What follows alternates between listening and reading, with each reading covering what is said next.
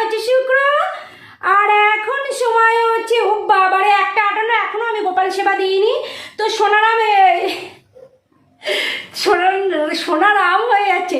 তো সোনাই এই বলরাম থেকে একটু কিছু আমার গোপাল সোনার জন্য একটু মিষ্টি, একটু আলুর পরোটা কি এনেছে তোমাদের সাথে শেয়ার করব। তো কিছু মিষ্টি নিয়ে এসছে, তো আজকে চলো গোপাল সোনাকে একটু সেবা দিই।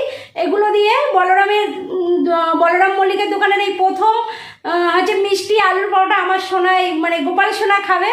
আমার সোনাই এনেছে গোপাল সোনার জন্য, ঠিক আছে, গোপাল সোনার পাপা। তো চলো এটা দিয়ে আজকে সেবা দেবো। আমি আর রান্না করতে পারিনি, কোমরটা ভীষণ পেন হচ্ছিল, ঘুম থেকে উঠতে দেরি হয়ে গেছে। আর সোনাই এই কদিন ঠাকুর পুজো দিয়েছে, যে ঠাকুর ঘরের যে অবস্থা ছিল, আমি এতক্ষণ ধরে পরিষ্কার করতে আমার অনেকটা সময় লেগে গেল, ওই জন্য দেরি হলো। গোপাল সোনা তো বুঝতেই পারছে। তো চলো আর বকবক করবো না, পরে বকবক করবো। এখন গোপাল সোনাকে স্নান দেবো, দিয়ে সেবা দেবো। তো চলো দেখতে থাকো পুরো।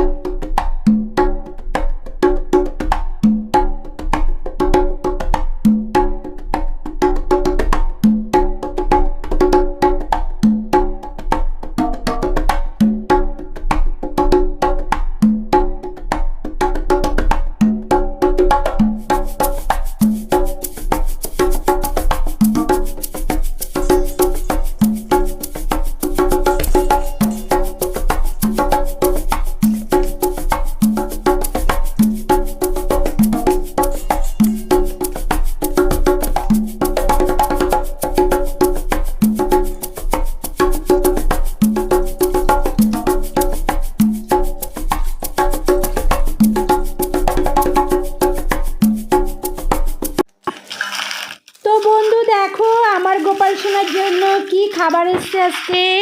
আজকে গোপাল সোনার জন্য এসছে, গোপাল সোনার পাপা নিয়ে এসছে আলুর পরোটা, আর তার সঙ্গে ছিল আলুর দম, আর ছিল এদিকে এই যে এই মিষ্টিটা আমি নাম জানি না, আর এটা ছিল নারকেলের নাড়ু। এটা সব বলরাম মল্লিক থেকে নিয়ে আসা হয়েছে।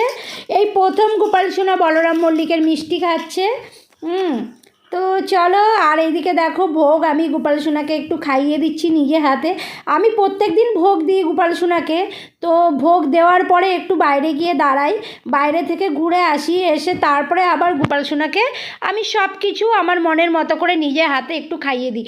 যেন আমি গোপাল সোনাকে যতক্ষণ না খাওয়াই যেন আমার শান্তি হয় না। তো আমি নিজে হাতে এই যে গোপাল সোনাকে একটু খাইয়ে দিচ্ছি। তো তোমরা দেখতে থাকো তো আমি কিভাবে খাওয়াচ্ছি তোমরা দেখো, আর তার সঙ্গে আমি একটু মিউজিক দিয়ে দিচ্ছি, একটু মিউজিক তোমরা এনজয় করো, ঠিক আছে? চলো।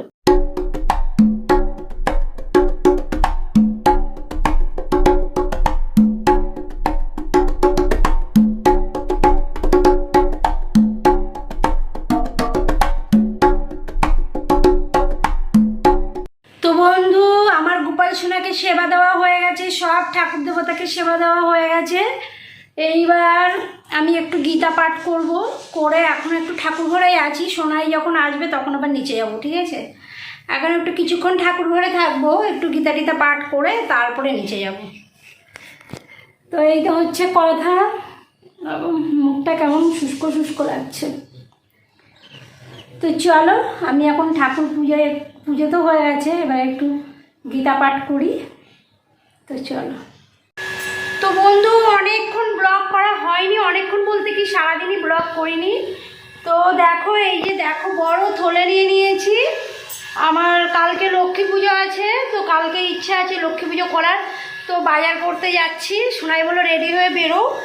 তো আমি রেডি হয়ে গেছি আর বেরিয়েও পড়ছি। তো চলো আমি বেরিয়ে পড়ি। আর সোনাইকে ফোন সত্যি ভাবছি কি একটা নিয়ে নি, আবার ফোন আনতে যেতে হবে উপরে। তো কি হবে, চলো ফোনটা নিয়ে আসি। কি মাথা মোটা আমি, আমার ফোন দিয়ে আমি ব্লগ করছি আর তোমরা দেখতে পেলে যে আমি বলছি যে আমার ফোনটা নিয়ে আসিনি, চলো ফোনটা নিয়ে আসি। সত্যি বলছি মাথা মনে হয় কাজ করছে না, আমি ফোন দিয়ে ব্লগ করছি আর শুধু ভাবছি কি একটা নিয়ে আসিনি।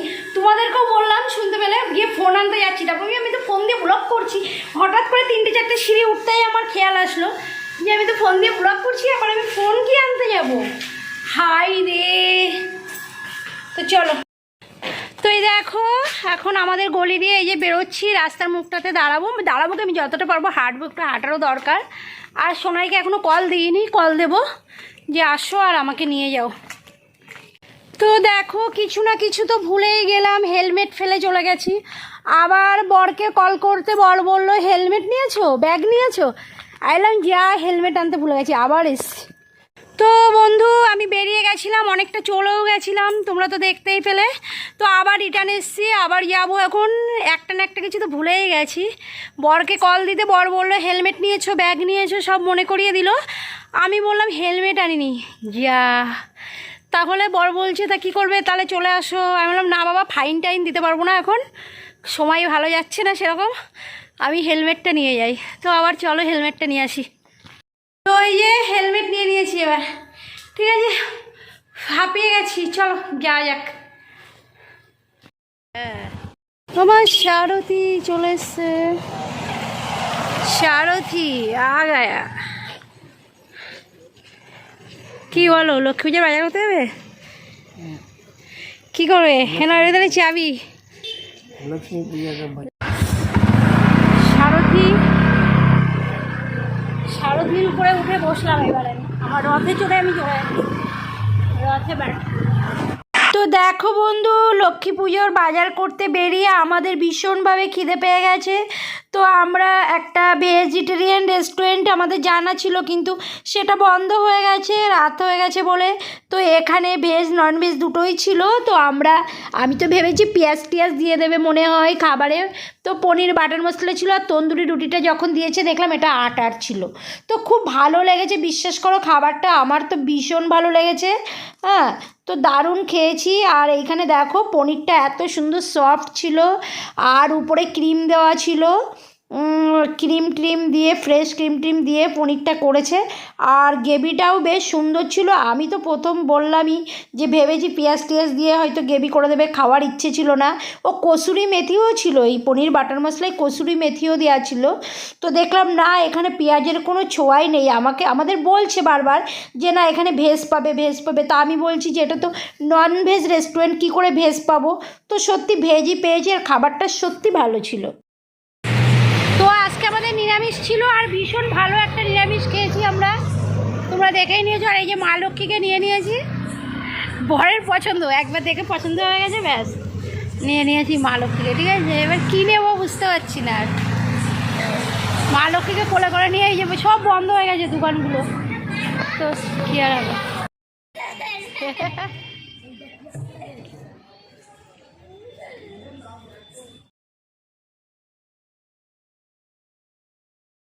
এখন 12:52 বাজে। তো আমাদের ভীষণ খিদে পেয়ে গেছিলো।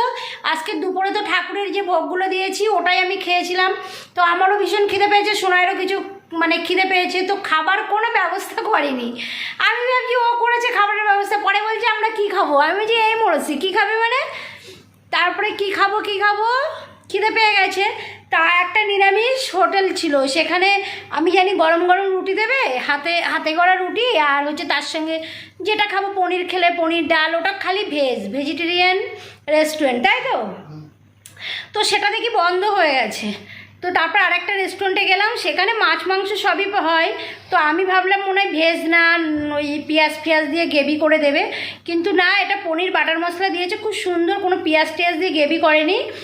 আর তন্দুরি রুটি খেয়েছি। তো এইটাই খেলাম, খেয়ে এবার পেট ভরে গেল। এসে দেখি সব ঠাকুরের দোকানগুলো বন্ধ হয়ে গেছে, 2-3টে দোকান খোলা আছে, আর সব দোকান বন্ধ। আর যে হাই ভগবান, আমরা ঠাকুর কিনবো যে, আমরা পেট পুজো করে এসেছি, এবার পেটটা ভরা। এইবার সুন্দরভাবে গিয়ে ভাই কল করেছে, জানি না ব্লগটা বানালাম এতক্ষণ ধরে ওটা সেভ হয়েছে কিনা। তো যাই হোক, তা গেলাম, গিয়ে খেলাম, পেট পুজো করলাম। আর ভাই ফোন করছে, আমি কেটে দিচ্ছি, আর বারবার করছে। তো পেট পুজো করলাম।